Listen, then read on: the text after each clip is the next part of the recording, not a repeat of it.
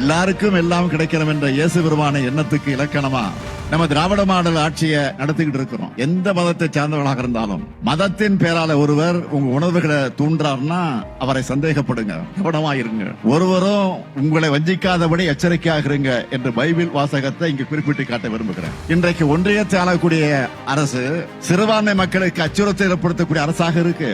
அதனாலதான் அவங்க குடியுரிமை திருத்த சட்டம் கொண்டு வந்தப்போ கடுமையா எதிர்த்து போராட்டங்களை நடத்தணும். ஆனா துரோகம் செய்வதையும் மக்கள் அழகு வைப்பதை மட்டுமே லட்சிய அரசியலா எடுத்துக்கிட்டு செயல்பட்டு வரக்கூடிய அதிமுக அந்த சட்டத்துக்கு ஆதரவா வாக்களிச்சது. ஒன்றிய பாஜகவை பொறுத்த வரைக்கும் மதச்சார்பு என்ற சொல்ல கேட்டாலே வெப்பங்க கசக்குது. அதை அரசியலமைப்பு சட்டத்துல இருந்து நீக்கணும்னு துடிக்கிறாங்க.